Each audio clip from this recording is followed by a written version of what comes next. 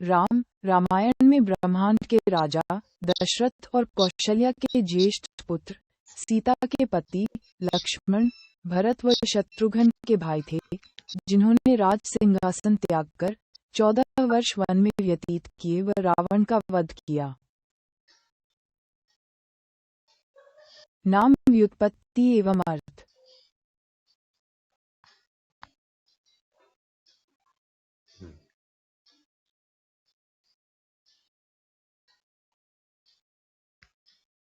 है कि नित्यानंद स्वरूप भगवान में योगीजन रमण करते हैं, इसलिए वे राम हैं।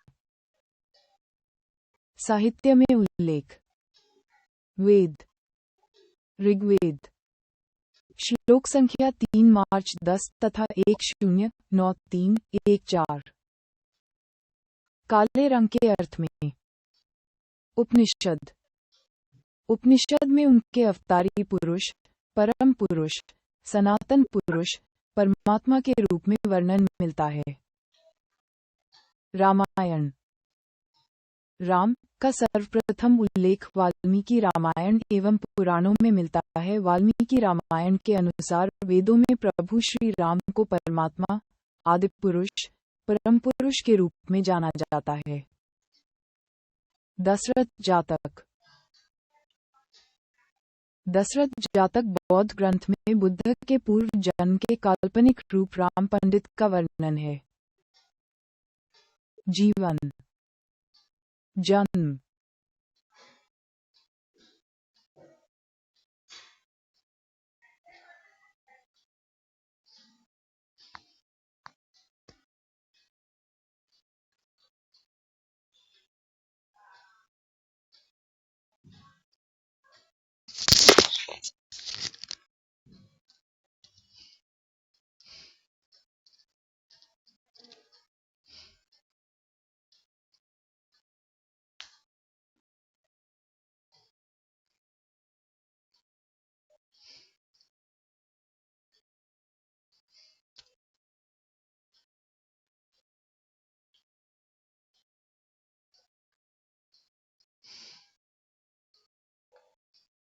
रामायण, अध्यात्म रामायण एवं श्री रामचरितमानस जैसे सर्वमान्य ग्रंथों में कहीं शांता का उल्लेख नहीं है।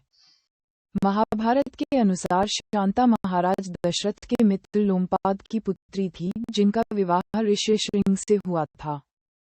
श्रीराम का जन्म चैत्र मास के शुक्ल पक्ष की नवमी तिथि को हुआ था, इसलिए हर वर्ष चैत्र मास के शुक्ल पक्ष की नवमी तिथि को श्रीराम जयंती या रामनवमी का पर्व मनाया जाता है। जन्म समय।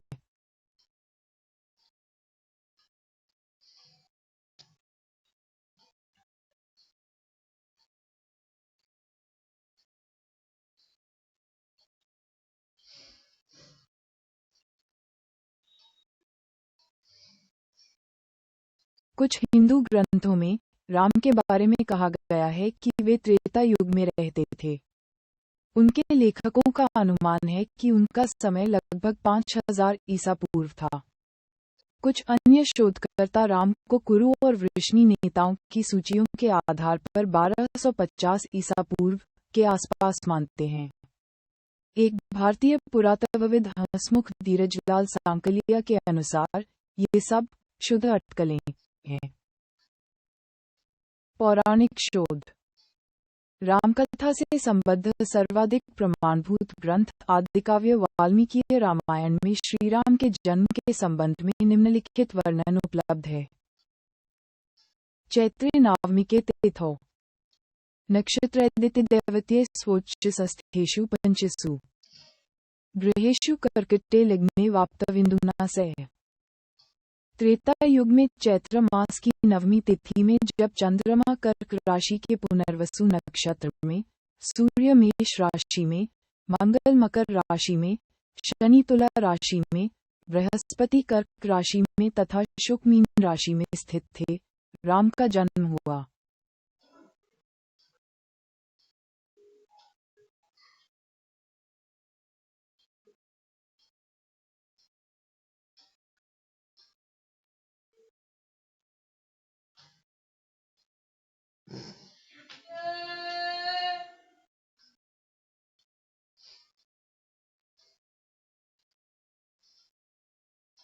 पौराणिक साहित्य में उपलब्ध आंकड़ों के अनुसार एक चतुर्युग में 43,20,000 वर्ष होते हैं, जिनमें कलियुग के 4,32,000 वर्ष तथा द्वापर के 8,64,000 वर्ष होते हैं। राम का जन्म त्रेता युग में अर्थात द्वापर युग से पहले हुआ था।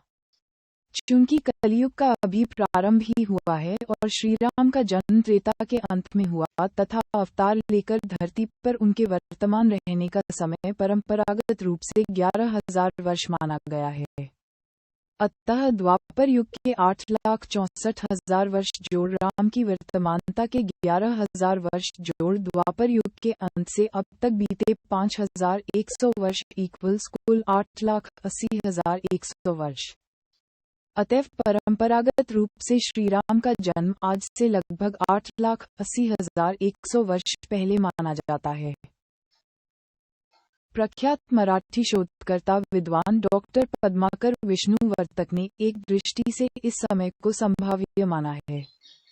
उनका कहना है कि वाल्मीकि रामायण में एक स्थल पर विंध्याचल तथा हिमालय की ऊंचाई को समान बताया गया है।